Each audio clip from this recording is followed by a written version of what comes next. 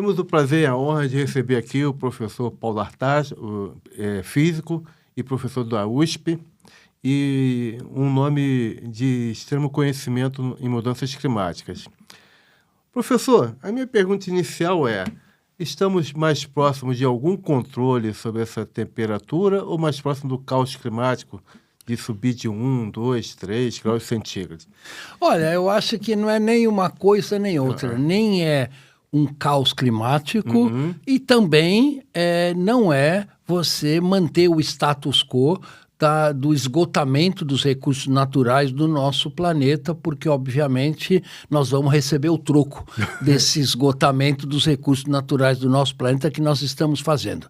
Então, na minha visão, é muito mais uma reestruturação de todo o nosso modelo socioeconômico para um modelo socioeconômico que respeite os limites do planeta, que respeite a construção de uma sociedade muito mais justa e vai por aí afora do que uma catástrofe climática ou vamos continuar do jeito que estamos agora. Perfeito. De que forma essa sociedade mais justa é possível, considerando que as emissões continuam subindo? E daí está num momento complicado, né?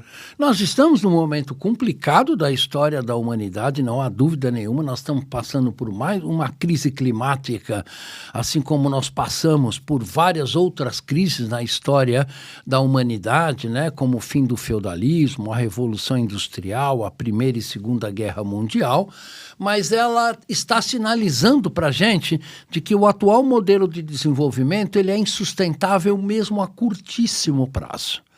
Então, nós vamos ter que construir uma nova sociedade mais justa e crises são boas para encontrarmos novos caminhos para o desenvolvimento sustentável da sociedade. De que forma o senhor vê a participação do mercado de seguro nesse ora mitigando o risco, ora financiando a transição climática? E, de alguma forma, eu queria que o senhor comentasse também quais setores econômicos serão mais afetados. Isso, olha, como você falou, o impacto das mudanças climáticas vai ser muito diferenciado setor por setor econômico. Dois setores se destacam, né, nessa questão, na minha visão.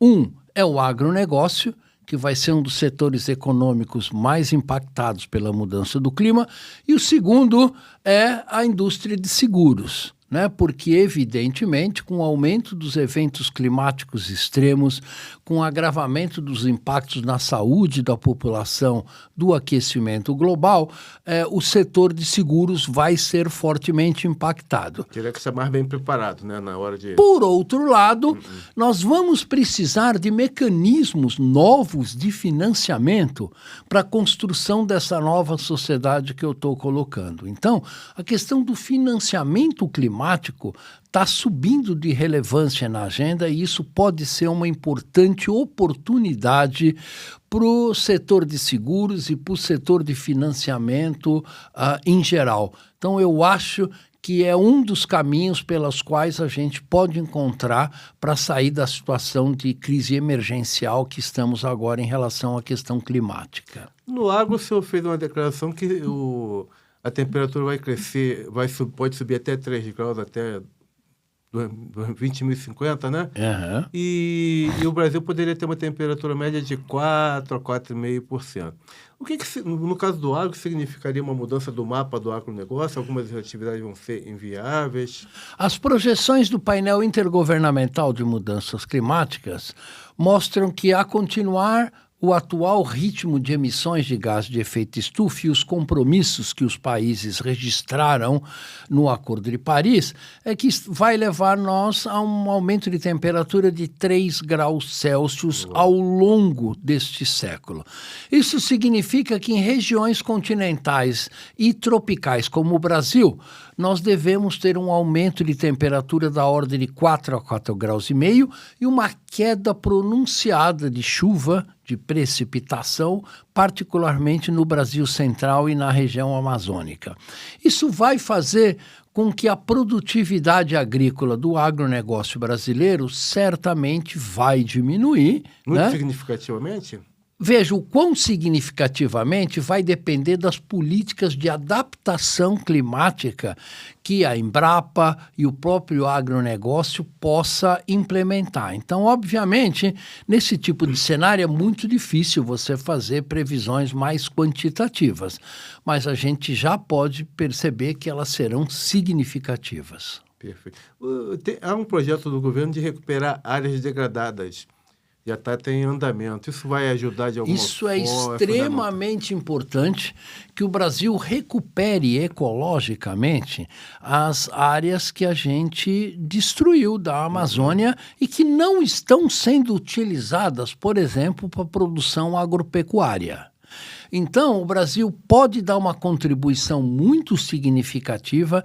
O Brasil tem áreas maiores, propícias à recuperação ecológica, maiores do que qualquer outro país do nosso planeta.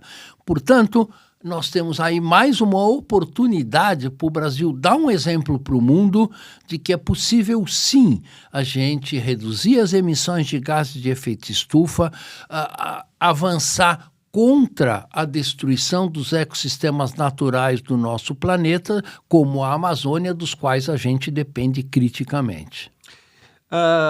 Eu gostaria que o senhor falasse aquelas verdades inconvenientes. Eu achei maravilhoso nessa palestra. As verdades inconvenientes é de que com as atuais emissões, a gente atingir 1,5 ou 2 graus Celsius é praticamente impossível.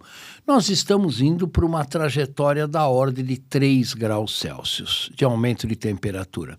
Com isso, os ecossistemas naturais como a Amazônia, Pantanal, Cerrado, Caatinga vão sofrer significativamente. Vai ser muito difícil nós produzirmos comida para 10 bilhões de pessoas em 2050 nesse clima em mudança. E, por último, eu acho que toda a questão do ordenamento multilateral da relação entre os países também vai ter que mudar significativamente com as mudanças climáticas. Alguns desses processos, se não todos, já estão em curso e a gente, como Brasil, como nação importante no nosso planeta, temos que se engajar nessa questão para construirmos uma sociedade que seja minimamente sustentável. A questão da geopolítica está atrapalhando um debate mais franco e objetivo das mudanças climáticas? Veja, agora durante a COP30 a gente tem 2 eventos extremamente importantes e relevantes. O primeiro são as guerras da Ucrânia, guerras no Oriente Médio e outras guerras como, por exemplo, na África. A outra questão é o novo governo americano que basicamente abandonou o multilateralismo, né, impondo tarifas importantes para a maior parte dos países do nosso planeta, e isso está desequilibrando toda a geopolítica que foi montada ao longo dos últimos 50, 100 anos. O que vamos ter como resultado dessa política ainda é muito cedo para dizer, mas evidentemente todas essas questões estão influenciando na COP30 e estão influenciando nas decisões difíceis que a humanidade vai ter que tomar em relação a acabar com a exploração e uso de combustíveis fósseis e acabar com o desmatamento de florestas tropicais. A inovação tecnológica pode ajudar imediatamente ou é uma... Sem dúvida nenhuma, nós vamos precisar de inovações tecnológicas, novos materiais para construir carros e novas baterias, carros mais leves, e vai por aí afora. Novos painéis solares com maior eficiência quântica de coleção.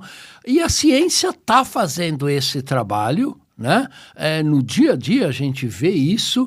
Então, as inovações tecnológicas são críticas para que a gente abrevie esse período, digamos assim, para essa transição que deve ocorrer ao longo das próximas décadas. Ok. Muito obrigado. Quero agradecer a sua presença. Imagina, eu que agradeço. Obrigado.